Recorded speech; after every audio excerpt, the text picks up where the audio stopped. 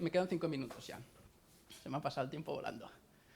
¿No? Entonces, era un sistema de rápida circulación de la moneda. Entonces, hay dos monedas. Tengo los chilines y tengo esta moneda. Pero esta moneda cada mes se deprecia un 1%. ¿Por qué? Porque tengo que comprar un sello que vale el 1% del valor del billete y estamparlo.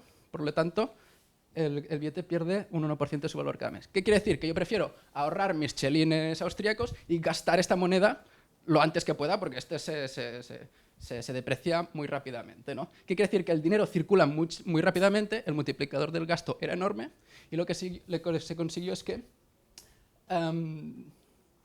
que el paro, bueno, la economía floreció, el comercio floreció, se redujo el desempleo a la mitad en menos de un año. Esto fue un éxito.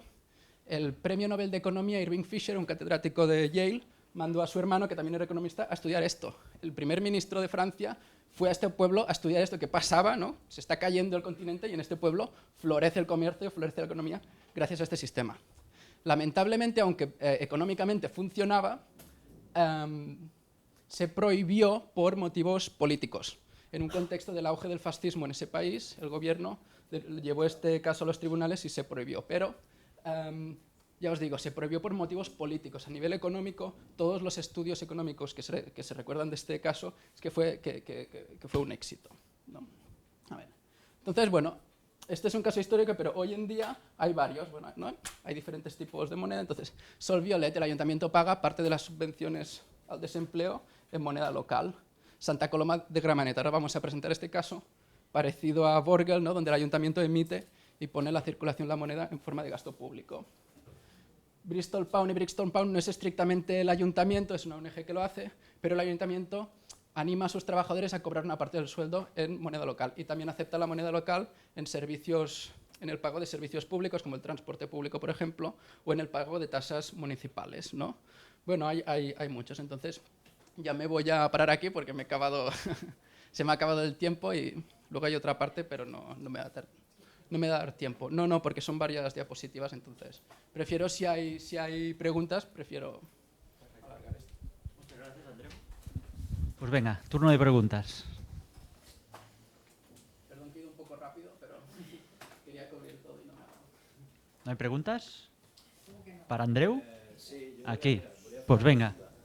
No sé si trobes algún referent a l'economia... Perdona, en castellano, sí. ¿Encuentras algún referente en la economía catalana en los años 30? Por ejemplo, las colectivizaciones, ¿no te parecieron un...? Lo digo porque has puesto un ejemplo en Austria que está bien, que ya algunas lo conocíamos, pero ¿qué te parece eso? Sí. A ver, el caso español no es muy conocido, ¿vale? Pero hablamos de la época de Borg, imaginaos, la Gran Depresión, ¿no? En Austria no solo fue Borg, muchos pueblos de alrededores empezaron a copiar este sistema, también en la vecina Alemania, ¿no? En Estados Unidos había más de 300 sistemas de este tipo, los stamp scripts, ¿no? 300 sistemas en todo Estados Unidos. En España no es muy conocido, pero están las monedas municipales de la Guerra Civil, ¿no? Cuando estalla la Guerra Civil, aunque antiguamente ya había, algunos ayuntamientos tenían su propia moneda, con la Guerra Civil todos los ayuntamientos de Cataluña, desde Barcelona hasta el municipio más pequeño, emitieron su propia moneda, y que de hecho tengo una pequeña colección y os puedo circular aquí, ¿no? Son monedas reales de la Guerra Civil española, ¿no? Todas de 1937, ¿no? Fueron ayuntamientos. Fueron casos muy diversos. Y no solo eran ayuntamientos, sino también eran cámaras de comercio y cooperativas que emitían su propia moneda. Por ejemplo, la Unión de Panaderos de Barcelona tenía su moneda, ¿no? La Cámara de Comercio de Vic tenía su propia moneda, ¿no? Eran sus sistemas de vale. Y ya os digo, todos los ayuntamientos. Esto es un tema muy interesante, el de la Guerra Civil. Hay por aquí un especialista que es Vilko, este profesor de Madrid, que tiene una página web y tiene una tesis doctoral dedicada a este tema a nivel histórico, que es súper importante, y que, bueno, no soy especialista en este tema, pero te puedo asegurar que en toda Cataluña y en media España había monedas municipales, tanto en el bando republicano como en el bando fascista, ¿no? Bueno, eran casos muy interesantes. ¿Por qué? A veces no era una moneda que... ¿A qué se debía, no? A veces era que por la economía de guerra el Banco Central de España dejó de funcionar y lo que pasó es que como si pasara ahora la situación que solo tuviéramos billetes de 500 euros, pero no tenemos billetes de 5 euros, ¿no? ¿Qué pasa? Entonces el ayuntamiento guardaba los billetes de 500 euros en el banco y emitía billetes municipales de 5 euros respaldado por el real de 500 euros, pero era un tema para tener cambio, ¿no? En algunos casos será esto, en otros casos será para financiarse. Bueno, es un caso. Y no es muy conocido porque se conoce mucho los stamp scripts de Estados Unidos, pero en España había hasta que vino Franco y las prohibió, ¿no? Aunque funcionaron muy bien durante la guerra. ¿Sí? Sí, según tu opinión, ¿es más resiliente una moneda social que está respaldada por el ayuntamiento o es más resiliente una moneda social que está respaldada por una comunidad? ¿Cuál es tu impresión de lo que has visto?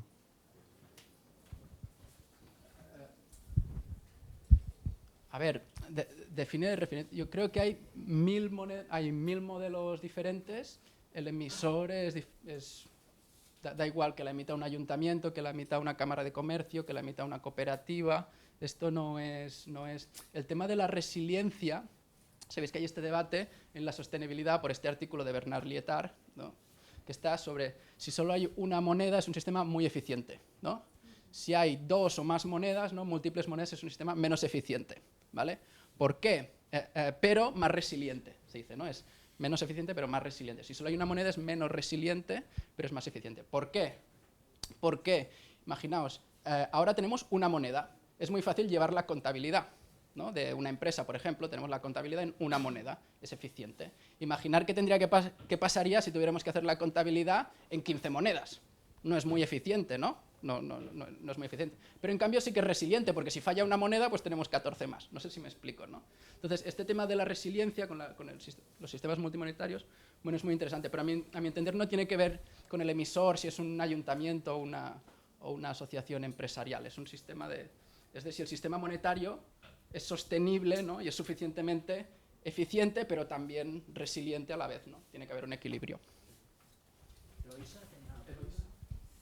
Bueno, no hablamos, o sea, antes, pero te hago la pregunta igual porque creo que puede servir para todos, ¿no es cierto? Yo tengo como mi idea que tiene que ver con la experiencia fundamentalmente en América Latina, que tiene que ver que para que la gente confíe en que cualquier sistema, sea papel o sea electrónico, funcione, es mejor si lo practica, digamos, de manera pública y no de manera privada en transacciones peer-to-peer, porque esas es cosas de empresarios. Esa es una conclusión, no es una opinión.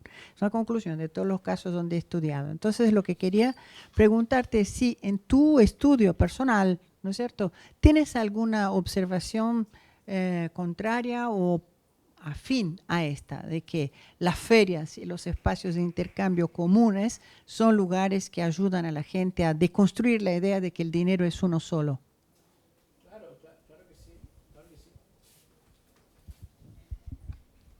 ¿Por qué? Porque, por ejemplo, ¿no? en las ferias de trueque no solo es el resolver una necesidad económica, ¿no? De la gente que participa en estos clubes, sino también toda la reflexión que se genera, ¿no?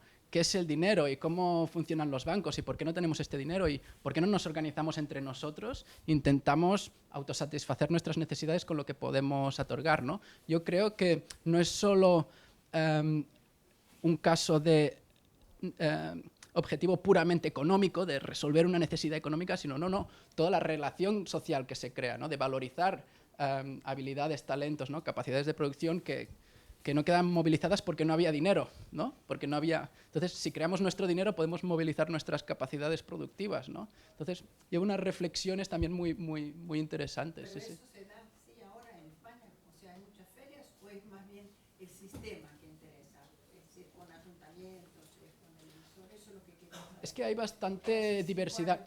Sí. Es que hay diversidad de monedas en España. No creo que se pueda hablar de un solo tipo. Santa Coloma es muy única, a lo mejor solo se le parece San Juan de Snafarache, pero la mayoría de monedas que hay en España son bancos del tiempo. La segunda más numerosa son LEDs, de las ecoxarxas, ¿no? Pero bueno, ferias hay muy poquitas, esto te lo dirá Julio. Algunas ecoxarxas hacen ferias cada mes para encontrarse. Bueno. Una pregunta por aquí al fondo. As moedas de trabalho que tiveram várias cópias aqui no país, por que se acabaram? A primeira foi por motivo político. E as aqui, por que se acabaram? Las de aquí, porque Franco las prohibió. Cuando Franco ganó la guerra, prohibió todas las monedas, instauró una nueva moneda franquista con su cara en la moneda.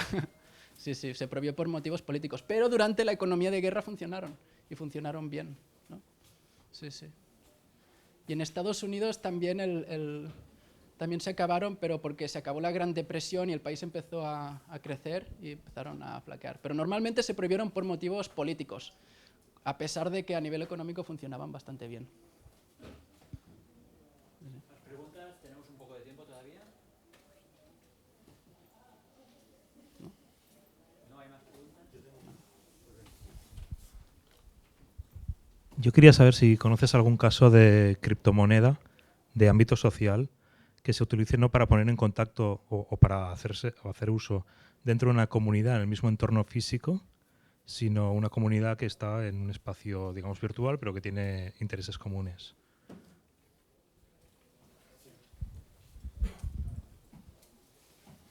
Conozco una, no sé si hay más. Yo conozco una, que es la de Faircoin, ¿no? Faircoin es una criptomoneda que tiene unos objetivos y unos incentivos claramente sociales, ¿no? Pero que, bueno, y es a nivel global, aunque, bueno, aún le falta consolidarse, digamos, está arrancando, digamos. Sí, sí, sí.